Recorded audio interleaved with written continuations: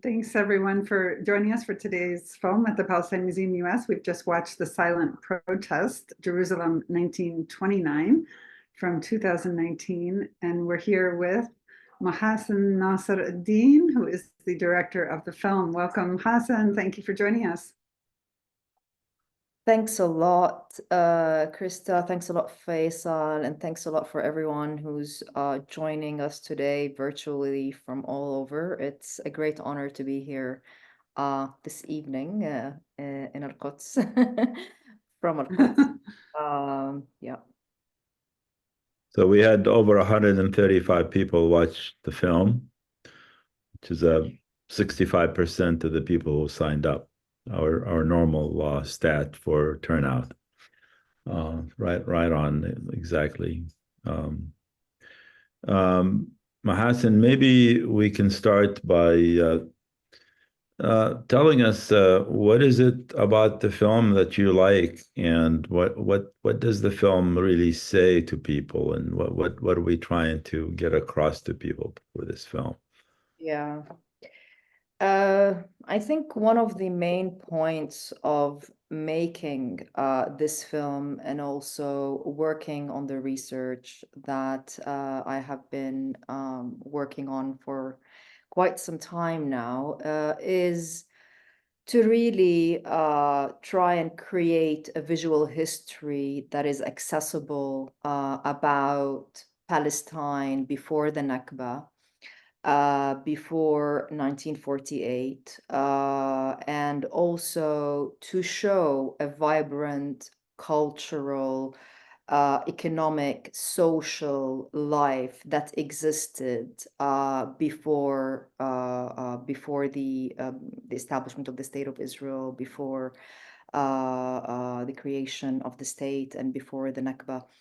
And I realized the importance of this work and teaching young Palestinian filmmakers in Palestine and being very much involved in their lives and also in the films that they make, where I realized that really there is a thirst to learn about our history pre-1948, because we are not taught this history in history books in our schools. I mean, neither the history of pre-1948 nor the history of post-48. I mean, our schools in Palestine are very much controlled to this day by the occupation, by what goes in the textbook. So there is a lot of information that you learn about from external circles, right? Outside the school, you learn from neighbors, from families, from grandparents. Of course, they are the main source of information. So I think, you know, one reason of why I work on what I work on and make the films that I make, which is basically, you know, writing the history of marginalized history, marginalized stories pre-1948, is because of this reason, ultimately. And I think, you know, in this film, I'm showing the you know, a day in the life of the movement, a day in the life of the Palestinian movement, the Palestinian women's movement, pre-Nakba Palestine. I love the way you actually narrate as if you're speaking as one of the women, which just brings us right back to 1929. I just wonder if you could talk about how you chose to do that. Just bring your voice as present in history. The narrator is not me, actually. The narrator is a very close friend of mine, that's Zidane. But you're the narrator in terms of like writing the script, so to the speak, narrative right? of the film. Yes, yes, Yes. but I also, you know, want to mention also, you know, the people that I work with are also very much a part and parcel of the work that I do, and maybe we can go into this a bit later.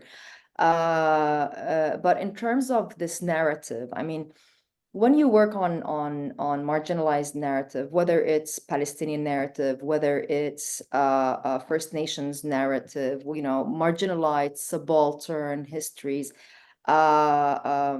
it's very difficult because most of the times the archives is not available, it's not accessible, it's not present. In the context of the Palestinian archive, you know, the state of the national archives is as tenuous as the state itself. Both are non-existent, right? So and I think, you know, the genocidal war on Gaza currently is also a testimony for this, you know, the importance of maintaining a presence through the archives, through what people, you know, write, what people, or the pictures that they take, you know, even from like the notes, right, of meetings that the women were keeping, you know, all of this we don't have access to. And I bring the example of Gaza because this is again happening, you know, today. It's a genocide against the person. It's also a genocide against any traces the Palestinian leaves behind, because these traces show that, you know, life existed at one point in time, and settler colonization and, you know, Zionist occupation of our land. It's also occupation of our lives. It's occupation of our schools, etc. So. Yeah, so, you know, getting back to you know, writing such a narrative, there is a lot of challenges that comes along with creating this narrative, because the archives are scattered all over the world, let alone accessibility, you know, to the archives that are available here in the state system, in the Israeli state system, is not all, you know, is not always easy. Is not always easy, you know, most of the time is not easy, and only certain people are allowed, you know, to do the research in particularly in the Zionist archives, which holds a lot of material, and these materials are, you know, the records that were stolen from people's homes, from people's offices, from you know, people's, you know, organizations that were created. So I'll give you also an example that one of the photos that we see in the film, I found in the Zionist archive. I mean, naively at the beginning, I was doing research, you know, thinking about the logic of the archive, right? And how the Zionist archive is organized. So I ended up finding this piece, you know, this image in the files of a spy. So also doing this type of research entails understanding how archives are organized and how the logic of these archives work. So, you know, you may at the beginning think that you are thinking about these women as heroines, and about you know, as trailblazers, and as women who have you know, there is a sense of pride, right, in the work that they've done. But then working within colonial archives, you know, you need to rethink to rethink their positionality, right? So about their positionality within the context of colonization, and how right, because they're seeing it as a threat, and they're documenting it as a threat to their efforts. And you're portraying it as, you know, proof of the Palestinian struggle from way back. Exactly. And again, you know, this is you know, this also points to you know, how when you want to write such a narrative, the you know, the challenges that you can face. But also I want to say that writing and in creating such films, I mean, for me, it's very, I look at it as an intergenerational work, right? I mean, I cannot do this work without looking at what other Palestinians have done previously. And I would like to bring about, you know, the name of Dr. Fayha Abdelhadi, who's great a historian who has worked and on the historiography of Palestinian women. So, you know, I use the transcripts that her and her teams have created previously, and they got the chance to meet with the women of the of that time. And I also have access to personal archives through the families of the women who are featured in this film. So yeah, it's you know it's really, I think, a work of toiling, and I'm sure you know, you doing the work that you do, you understand you know, how difficult it is to actually go and gather material and you know, Sure. present a narrative through this material. You know, whether you're dealing with paintings, whether you're dealing with films, whether you're dealing with you know, photographs, or even textual archives. Of course. Mahasen, Um, there are a number of questions from people here asking about who these 300 women were in terms of were they like members of the elite in society? Were they the average woman, or what were they Muslim and Christian? What was their makeup in terms of faith? And how can you describe who these women were and what part of society did they represent? yeah. This is an excellent question because, yes, I mean, these are bourgeoisie women. These are women who were, you know, the first, when we think in the West about first wave feminism, these are the first wave feminists in Palestine. And you know, they had access, you know, they had access to resources, they had access to newspapers, they had access to photographers. And also I should mention that the husbands of these women were also involved in the political movement in Palestine back then. The interesting thing is, and this is something Dr. Farha Abdelhadi, you know, pointed out to me, that, and something that she writes about, the interesting thing is between the men and the women of that time, you know, yes, the political elite, the women's movement has shown diversity and has shown the coming together across sectarian lines, which the men were not able to do back then. So yes, I mean, from the images, we can see that these are modern women, right?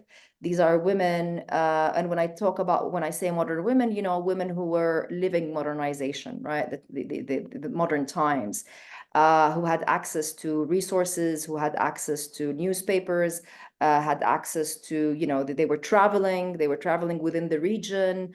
They were also traveling to the West, right? And also to the East, from India to the US.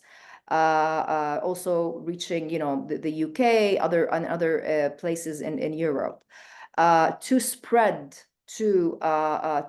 word about Palestine, right? And to spread word about the colonization and the British colonization, and also encroachment of the Zionist movement on the land. So yes, you know, these are bourgeoisie women again. And this is why in my narrative, you know, I try as much as possible to bring about the women, you know, information, that the little information that we have about women who participated also in the struggle from rural areas. And you know, so it's important also to say, and for us to know, that it wasn't only women in cities, you know, it wasn't only the bourgeoisie who were involved in the political struggle. It was also women who were, you know, coming from the rural and villages in Palestine. And I think, what one also important point to mention about these women is that when we think about their positionality, these women were also very much connected with the International Women's Alliance, and so they were, the Palestinian Women's Movement in 1929, if I remember correctly. There was the Women's Conference in Turkey, and they were part of the International Women's Alliance back then. So they were also trying to bring their voices into an international context. So they were not only working on a local level and a regional level. You talk about. Yeah, Krista, let me go ahead, just Faisal. let people know that anybody in the audience who would like to come on the panel and ask questions in person, please raise your hand and we'll try to bring you to the panel. Sorry, Krista, you can proceed. Yeah, no, obviously women in Palestine today are not exempt from being attacked with state violence. And you also talk about how, and name women who were known to be martyrs at that time. And I wonder if you could talk a little bit about the power of women. This was a silent protest with cars. I would participate in a silent protest at Standing Rock, at the Standing Rock Reservation back in 2016, where men were attacked by police and, with brutal force. And we were at that time exempt from that through the power of women in silence to march. And I wonder if you could just talk a little bit with your connections to feminism, at that time, how was that represented for women to come together in that way, get behind the wheel and draw attention to the conditions they were living under as Palestinians under the British Mandate?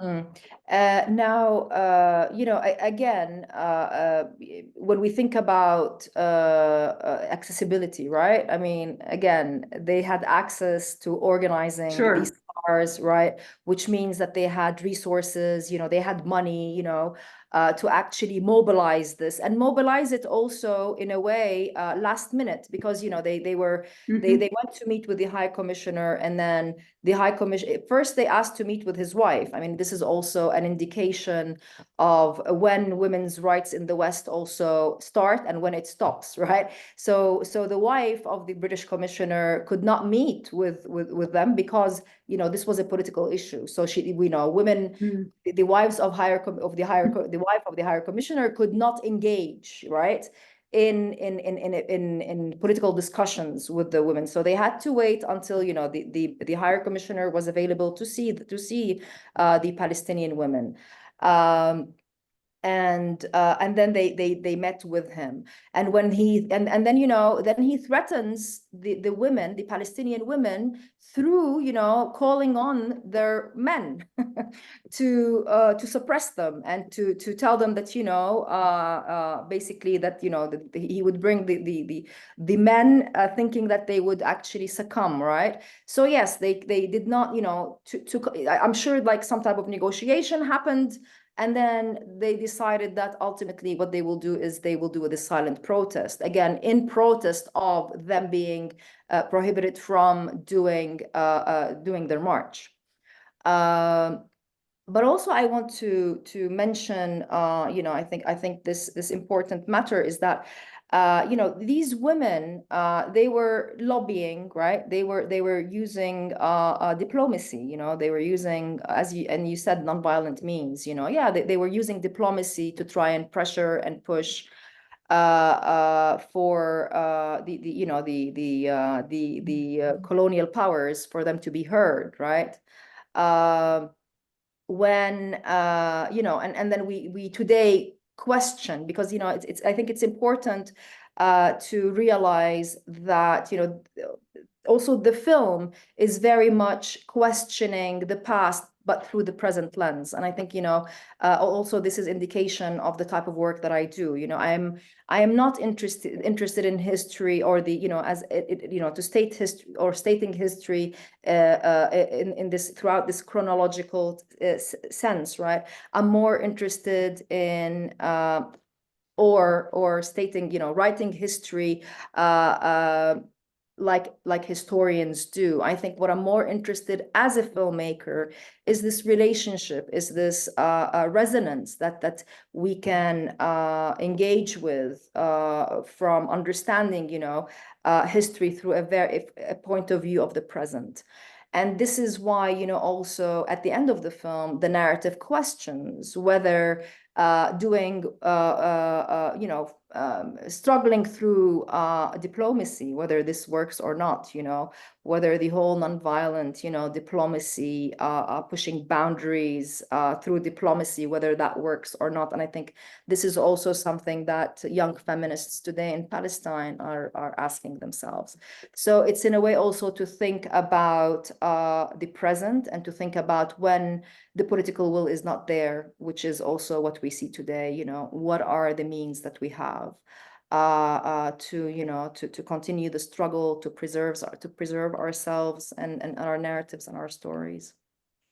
Yeah, well, especially those that aren't familiar with the history of resistance in Palestine and the different iterations that has gone through, whether violent or nonviolent, however you want to define that. Certainly, we know that with diplomacy, the Palestinians have been, for lack of a better term, screwed over many times over and over again. And I think there was such a sense of trust that somehow they could connect with these commissioners and world leaders. We see that today, this ongoing negotiation when we do have to question again and again, is it ever, or has it ever been in good faith? And unfortunately, I think the answer is increasingly no. And then what recourse do people take who are not listened to and are not even recognized sometimes as human beings or deserving of freedom or dignity? So you certainly raise those questions, in the film and shine light on the efficacy or lack thereof in terms of reaching out in that way. Sorry, I'm just also looking at questions. So yes. Yeah, I've been writing some down too. You've addressed most of them, it looks like. I think one of the questions is, did these women survive the Nakba? Do you know much about their families, like after, decades later? Yeah, I mean, some of the women, yes, survived the Nakba. They fled the war into different different the region, right? Their story is they became refugees, so their story is very much connected to the story of other refugees, who fled the war. But I think, again, because this is the middle class, upper middle class in Palestinian society, maybe they had more resources to travel elsewhere after they fled the war and they were expelled. Yeah. And just to be clear, you heard about this story while you were doing archival research and kind of stumbled into it and then decided to make a film about it? Normally that would be my first question. How did you even make this film? So maybe we could back up, because I think that is an interesting question. For this question. Yes, I mean, I was working back then on the film Restored Pictures, and it's about Karima Aboud, the first Palestinian woman photographer. Karima was born in 1893. She died in 1940. And she created photographs back then that were very much different than the photographs we are used to seeing, the Orientalist photographs that we are used to seeing. For example, the images of an empty land without people, or Palestine, if there was a community, it was these nomadic communities. So she created photographs against the Orientalist images or Orientalist photography that was being created at that time, either for religious reasons, or they were created also for financial reasons, of the Holy Land and of Palestine. So Karime, through Karime's photographs, we were able to see another face to Palestine, to see the people, to see the Palestinian people, and to see, Palestinian cities, villages with Palestinian faces. And also, because she was a woman, she had access to people's houses. So she had her own studio that she advertised in the newspapers back then, but she also had access to people's homes. So she was going to people's homes and taking portraits of families inside their homes. So, that was also another window for us to see Palestinians in another point of view, from another gaze. Sure. Again, different than what was being presented from Palestine, about Palestine, through the Orientalist gaze and Orientalist lens back then. Sounds like another film we want to show here. What was the name of that again? Yeah, I mean, it's a possibility, of course. But yeah, like working on the Karima Aboud research, I stumbled upon the women's the Palestinian women's movement, and started doing research about it. Yeah, and then connected with Dr. Fayha Abdelhadi, Dr. Bayan Wahed Al-Hout also, who's, I feel like I'm so much indebted to the older generation of Palestinian women who have actually started on the research, right? So I think that, Sure. what my work is basically a continuation of what they started. And some people are asking if some of these women wrote about their experiences. Have you found in the archives written testimonies and I mean, some of the women, or yes. through families? Yes, some of the women at a later stage wrote their memoirs, and then also women's columns in newspapers were very helpful for me to understand, how women viewed themselves in society and how they viewed their role in society. So, through the modern lens again. So yes, there is information. There's very little information. It's not a lot of information, but it's the compilation of all these of all this material that you can create something Sure. with.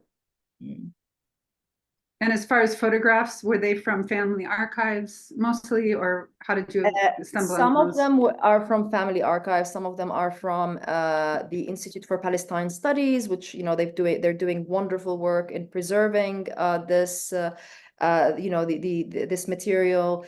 الجوهرية, Wasif Johariya's Dr. Salim Tamari has done a lot of work on Wasif Jawhariya, but then there is the illustrated history that Wasif Jawhariya back then, before 1948, he was trying to create through images that he has collected. So the images of the cars come from his collection, and that's at IPS. And then, of course, there is the Mahasen collection at the Library of Congress. That is part of the American Colony Department's archives. So again, these images come from different archives and from different places. One person is persistently asking about the comment that the commissioner's wife asked, who said this is political, and that's why she wasn't able to speak to the women. And I guess she'd like more information on that comment. Yeah, basically, from the interview, one of the interviews that were done with one of the women who were participating in that meeting, this information comes from there. There isn't much more about it. It's just that, they first wanted to meet with the woman because it was more acceptable for Palestinian society to meet with, to speak with a woman, right? So at the beginning, it was, they were taking into consideration local traditions and customs. But then when she refused to talk to them about a political issue, the women insisted then that they need to meet with the Higher Commissioner. Sure. Yeah, and so you made this film in 2000. And yes, you released there this is a in point here that's really Sorry. one of Patricia. Yes, Patricia, thank you so much for mentioning that. Matil Mughannam published, of course, it published her book. It's the Arab Women. I think the Palestine Question and the Arab Women. That's the title. In 1936, which is a publication that was out of the UK. Yes, of course, and the Matil Mughannam book is a great reference and resource. Why did you include? Yeah, and then the house of the Abdul Hadis that they were renting. Yes, I mean the search is part of the story, right? Because I wanted, part of also the work that I do is to reclaim the geography, the territory, to reclaim the space that was confiscated, that was changed, that we're denied from. So the house is part of the narrative in that sense. And yes, it's important for me to find it because I want to see, I want to, to know where, I want to follow in the footsteps of these women, and this is why in the film you see a lot of driving and the streets that I filmed in are the same streets that the women drove in back or drove on back then.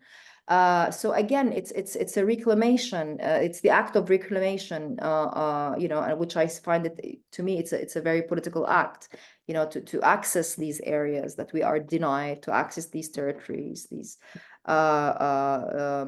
spaces that we are denied from as Palestinians. Yeah, they're real places, real people, and of course, all of these street names have been renamed. The houses have been confiscated, especially in West Jerusalem. Which is virtually, Jewish only terrain, even though families are alive who actually grew up or their grandparents grew up in them. So it is very important to remind people that these are real places and real history, and they had consequences. Exactly. What happened had consequences on people's lives for generations. Exactly.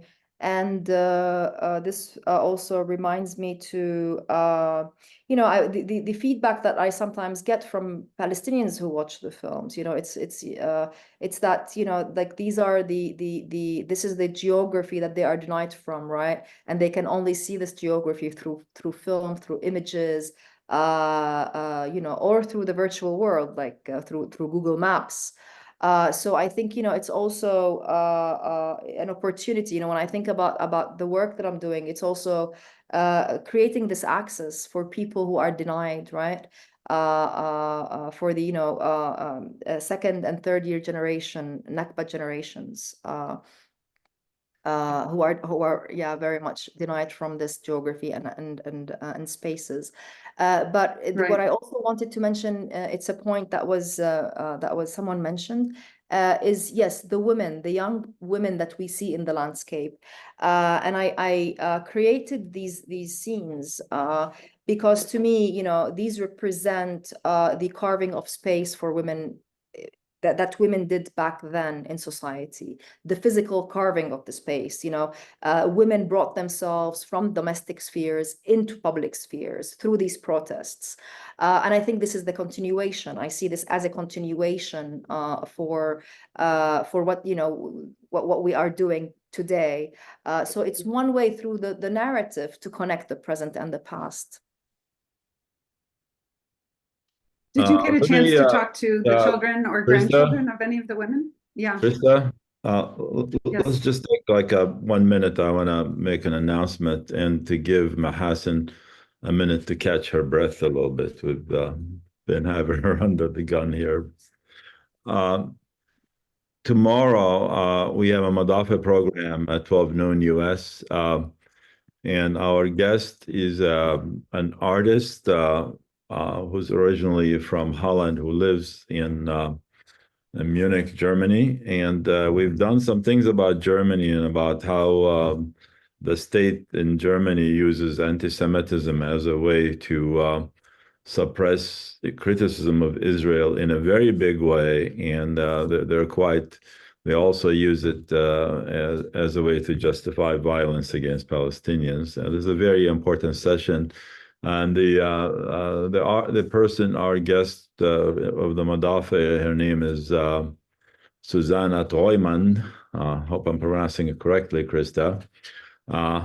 And she is Jewish, actually, and she comes from a family of artists. They're all Jewish. And she's going to talk about what's it like to be Jewish and living in a state that's using anti-Semitism to subvert other people and to suppress criticism and things like that. So it's a very important session. We hope some of you will join us tomorrow. And thanks. I'm going to bring one of the people on here from the audience, and then we'll see what question they might have. We're getting Ulrich. I think he's been with us a few times before. And he is joining us. And Ulrich, if you can unmute and also start your video. You've been through this before, you know the drill. Yeah. Hello, Ulrich. Good I to have see a you very again. simple question on that. These protests are, of course, extremely impressive. On the other hand, I feel that there is a certain ambivalence vis-a-vis the structures of colonialism.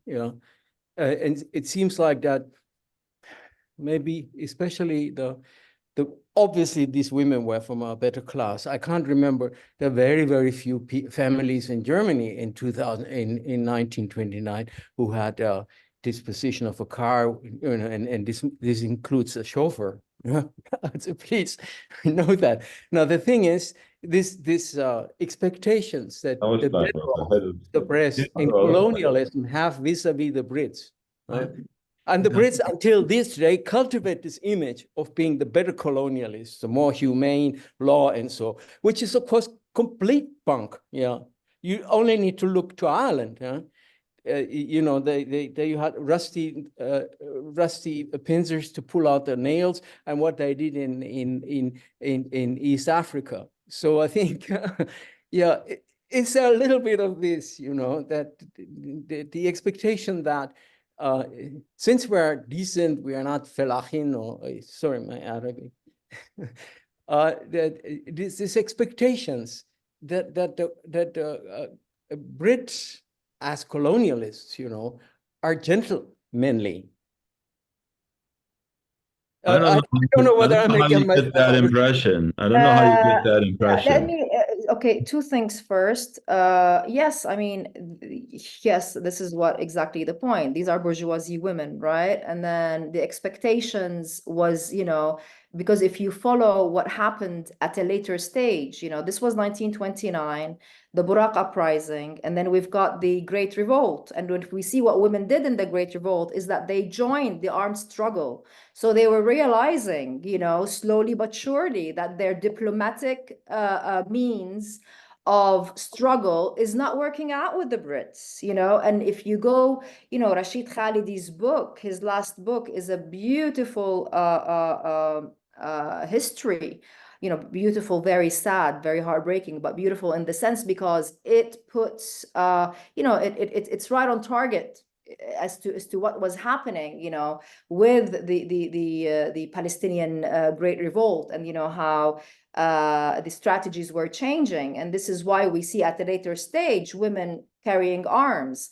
We've got at a later stage Rafiqat al-Qassam, the comrades of al-Qassam, women who were part of the armed struggle. So yeah, I mean, again, this film, when I said it's a day in the life of the movement, it does not bring about the story of the movement, but it is where, I think the question is that is of interest, okay, is that, women, Palestinian women back then, and women in the region. And one of the people, thank you very much.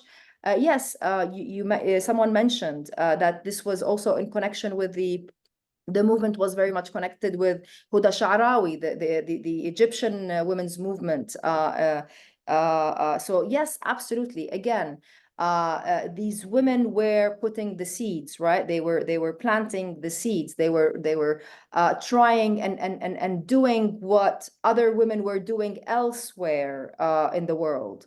Yes, you know, that they and with slowly, you know, they were thinking, rethinking their strategies, their ways.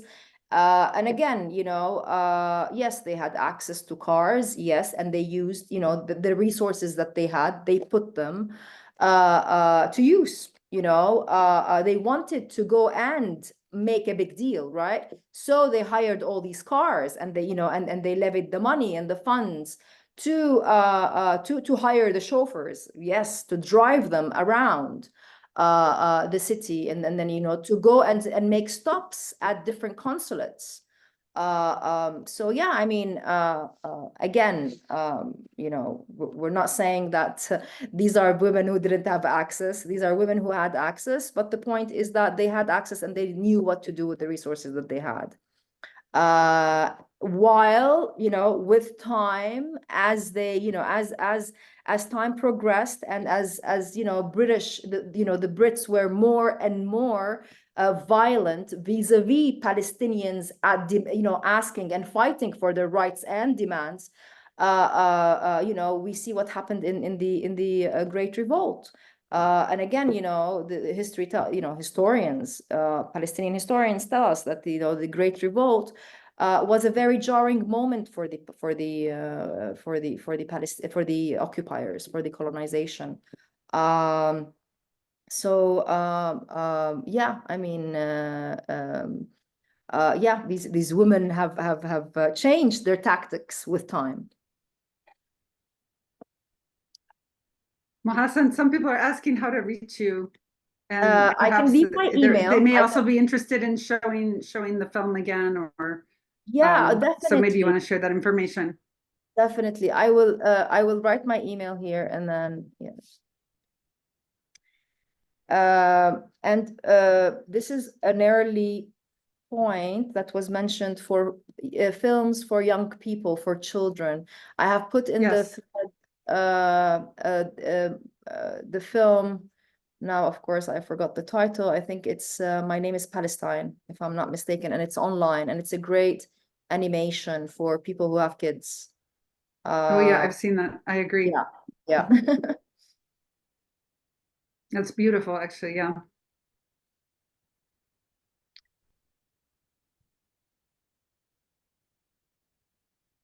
So I want to see if we have any other questions. We have Shiraz waiting to come on. Faisal, you want to see if she's has her hand up to join the panel?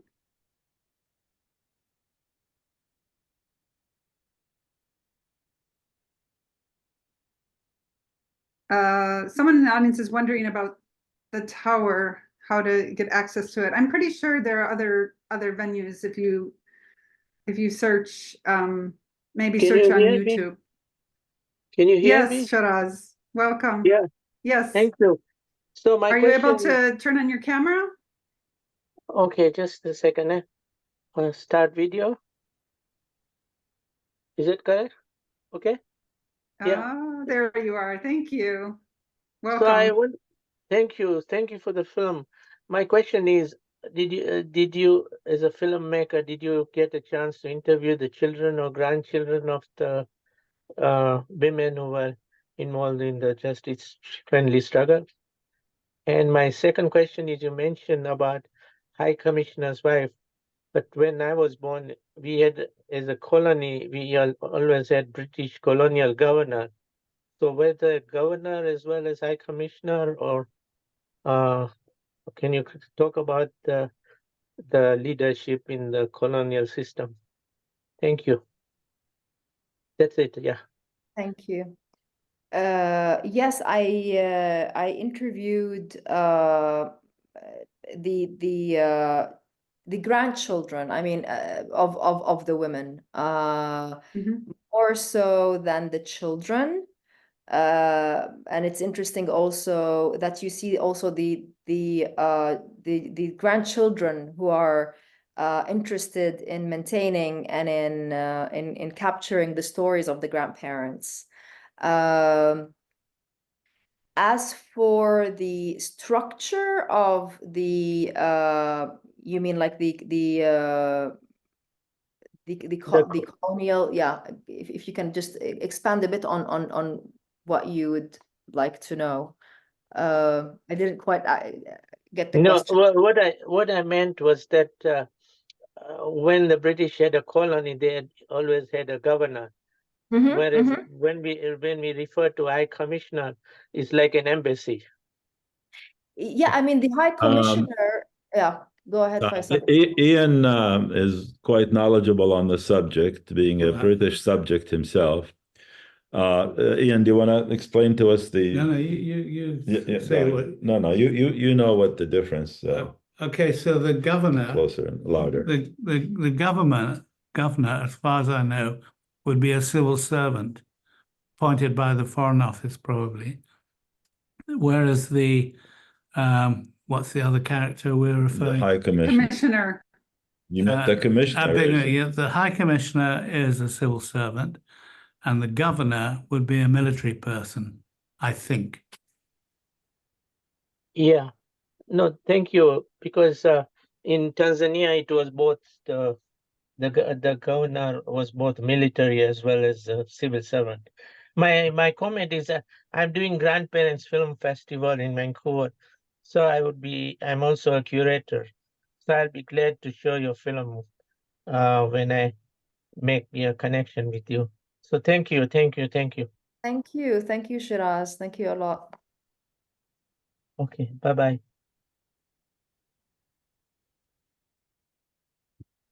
Okay. And I think the only other question that we maybe didn't address is about the women who were executed at the end. Were they actually part of this this movement? Were they or part of this actual, protest, or just part of the collective movement of women at the time? If you could just say a little more about that. And was it during the Great Revolt that they were executed, or when? Yes, I mean this was at a later stage. It was during the revolt. It was during where and these are also women who are from rural areas. Yeah, so it was at a later stage in the struggle.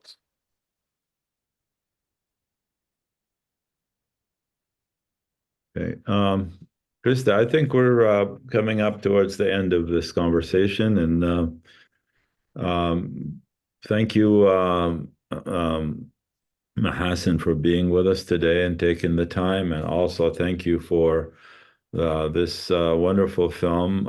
Certainly, there have been so many comments about the film and a lot of conversation and discussions. A recording of this conversation will be placed on our YouTube channel within the next day or two, and everybody you'd feel free to share it with other people that you think may be interested in it. And would also like to thank Krista for co-hosting with me and for participating in the conversation and greeting the audience and providing the introductions. And thanks to the audience who joined us today.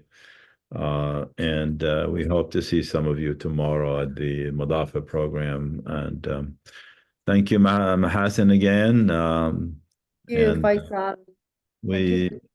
Yeah, and thanks for the participants. Yeah, we look forward to showing some more of your work when you have something for us to look at again. Great. Thank you. Where is Krista? Krista dropped out for some reason. Maybe she had a problem with her computer. Okay. All right. Well, thanks, everyone. And if anybody has any further questions or anything, feel free to email us at info@palestinemuseum.us. And thanks again. And as we say always at the end, ma salama. Thank you.